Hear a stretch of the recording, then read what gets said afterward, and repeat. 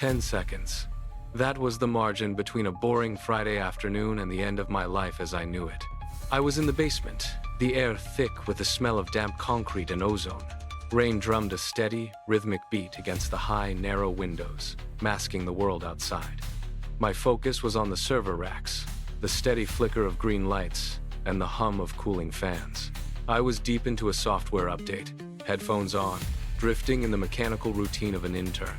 Then, the screen changed. A crimson banner tore across the monitor, pulsing with a rhythmic, sickening light. Lockdown initiated. My fingers stopped mid-keystroke. I pulled the headphones down around my neck. The hum of the servers remained, but everything else had vanished. The school, usually vibrating with the muffled echoes of students in the hallways above, had gone dead. No footsteps, no distant lockers slamming, no chatter. The silence was heavy, pressing against my eardrums like deep water. I sat there, the red light washing over my hands, waiting for a bell or an announcement that didn't come. The basement, just seconds ago a workspace, had become a vault. I reached for the office phone, my fingers trembling so hard I fumbled the handset twice. I punched in the extension for Mr. Buckley, my supervisor. The line rang once, twice, 3 times. I held my breath, listening to the hollow electronic pulse. When he finally picked up, his voice was a ragged whisper. "Ethan, stay where you are. Lock the door," he breathed, the words barely audible over the sound of his rapid, shallow panting. I grabbed the door handle, twisting the lock until it clicked, my eyes darting toward the stairwell. "What is happening? Mr. Buckley?"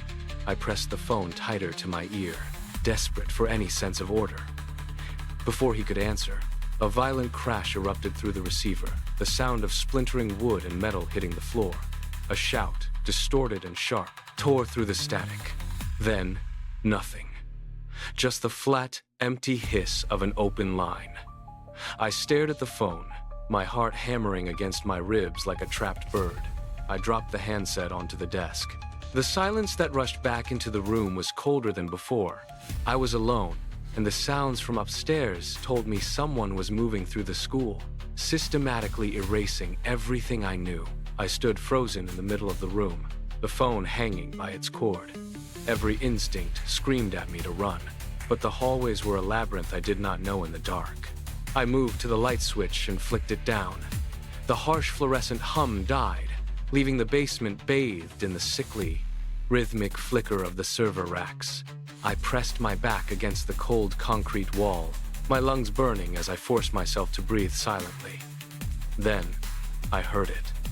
A heavy, rhythmic thud echoed from the stairwell. It was slow, deliberate, and getting louder. Each step sounded like a hammer hitting the floorboards above. The intruder was not running. He was hunting. I crept toward the door, my feet bare on the grit-covered floor, and peered through the narrow, reinforced glass. The hallway beyond was a pitch-black void. The boots stopped. A long, agonizing pause hung in the air, broken only by the steady, mechanical clicking of the servers. Then, the sound resumed, closer now, right at the base of the stairs. The heavy metal door creaked, a thin line of light from the hallway catching the edge of the frame. He was here. The door groaned, swinging inward just enough to reveal a sliver of the hallway. I retreated further into the shadows, my hand fumbling for my phone in my pocket. I needed help. I needed the police. I pulled the device out and tapped the screen to initiate an emergency call.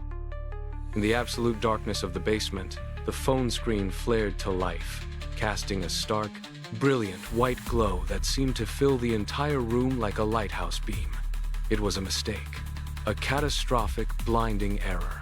I reached to dim the brightness, but it was too late. The light had cut through the gloom, carving a path straight to where I crouched. The heavy, rhythmic sound of boots halted instantly. I looked up. Through the narrow, reinforced glass panel in the door, a face stared back.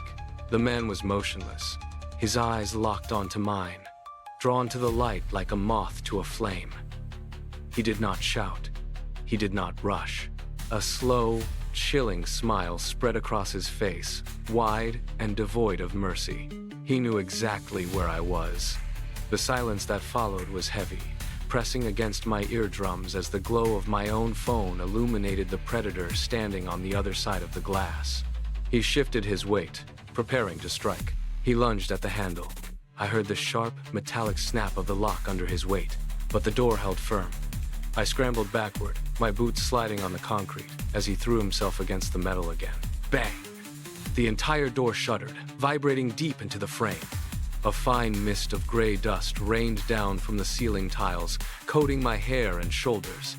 He did not stop to breathe or reposition. Bang! The impact was violent enough to rattle the server racks behind me, causing the monitors to flicker in protest. I stared at the hinges. The top one was twisting, the screws groaning as they pulled away from the masonry. The metal frame itself began to bow inward, a slow, agonizing deformation under the repeated force. Bang! A jagged tear appeared in the steel near the latch. I could see the edge of his boot pressing through the gap, forcing the door to bend further. The room felt smaller, the walls closing in as the structural integrity of my only shield vanished.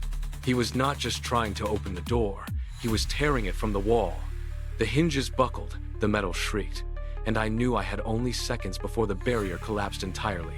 The door gave way with a sound like a dying animal, a high-pitched screech of metal tearing from concrete. I did not wait to see him step through. I grabbed a heavy flashlight from the workbench and dove into the shadows of the side maintenance passage. My shoulders slammed into the narrow frame, the impact jarring my bones, but I kept moving.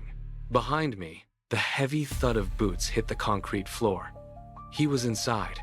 I pulled the maintenance door shut, leaving it just a fraction of an inch open. The air in this narrow corridor was stale, thick with the scent of ozone and dust. I pressed my back against the cold wall, my breath hitched in my throat, trying to minimize the sound of my lungs working. Outside, the rhythmic clicking of heels moved across the hallway. He stopped. I heard the slow, deliberate scrape of his boot as he turned toward the passage entrance. My heart hammered against my ribs, a frantic rhythm that felt loud enough to give me away. I gripped the flashlight until my knuckles ached, waiting for the door to be pushed open. He was hunting, and the space between us was shrinking. I did not wait for him to find the door. I turned and sprinted into the darkness of the maintenance passage. My hands reached out, brushing against rough concrete and jagged metal shelving. Boxes toppled over in my wake, crashing against the floor with sounds that seemed to echo for miles. I ignored the sting of sharp edges against my skin and pushed harder. The passage ended abruptly. My fingers scrambled over the cold steel of the emergency exit. I grabbed the horizontal panic bar and shoved with every ounce of strength left in my body. It did not budge.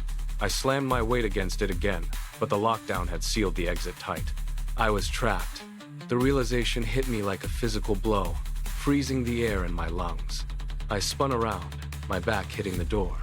The man stood only feet away, his silhouette framed by the dim light of the main hallway. He did not rush. He did not shout. He simply stopped, his face a mask of absolute emptiness. He raised a revolver, the barrel catching a sliver of light. My pulse thundered in my ears. There was nowhere left to run. The barrel of the revolver did not waver. I saw his finger tighten against the metal trigger. Time seemed to snap, stretching into a singular, agonizing moment. I dropped, throwing my weight to the left just as the hammer clicked forward. Boom. The sound was not a bang, it was a physical force that hammered against my chest. The bullet struck the corner of the concrete pillar inches from my head. I felt the impact before I heard the ringing in my ears. A spray of pulverized stone and grit exploded outward, biting into my skin like hot needles. I scrambled, pressing my entire body against the rough, cold surface of the pillar, trying to make myself smaller. My breath came in sharp, ragged gasps that I tried to stifle. Dust clouded the air, tasting of lime and basement dampness. I could hear his boots again, moving slowly across the floor, deliberate and heavy. Each step was a countdown. I squeezed my eyes shut, my pulse drumming against the concrete, waiting for the next shot. The silence that followed the blast was absolute, heavier than any sound, holding the threat of the next trigger pull in the stagnant air. The heavy boots stopped. He was listening, waiting for me to move. Then, the silence broke. A sudden, thunderous roar echoed down the stairwell, vibrating through the very floor I clung to. Police! Drop the weapon. Now! The commands were sharp, cutting through the damp air like knives. I heard the frantic scramble of heavy boots descending the stairs in a rush. The man spun toward the sound, his composure shattering. He fired the revolver blindly into the darkness, the muzzle flash illuminating the hallway in jagged, pulsing bursts. A volley of return fire erupted, deafening and immediate. The air filled with the sharp scent of ozone and cordite. The man grunted, a short, choked sound, and the revolver clattered against the concrete floor. He collapsed, his body hitting the ground with a final, heavy thud. Shouts continued, but they were no longer directed at me. Officers moved past my pillar, weapons drawn, their lights sweeping the dark corners of the basement. I stayed pressed against the concrete, my hands shaking uncontrollably. Watching the beam of a flashlight dance over the man on the floor, the nightmare had finally stopped moving. An officer reached out, his hand firm on my shoulder, guiding me toward the dim light of the hallway stairs. I walked blindly, my legs feeling heavy and disconnected from my body. Outside, the world had transformed into a chaotic sea of strobing red and blue lights reflecting off the wet asphalt. Paramedics hovered near the entrance, their voices muffled by the ringing still trapped in my ears. Later, they pointed to the pillar where I had taken cover. A deep, jagged crater marked the concrete, right where my head had been only moments before. Mr. Buckley survived, but the school was never the same. I walked away from my internship that week and never looked back. Yet, the past is not a static thing. Even now, years later, the sudden slam of a heavy door triggers a cold spike of adrenaline. I find myself holding my breath, muscles tensing, waiting for the silence to break. I am back in that basement, counting the seconds, eternally tethered to the moment that nearly claimed my life. The fear does not leave. It simply waits in the shadows of every slammed door.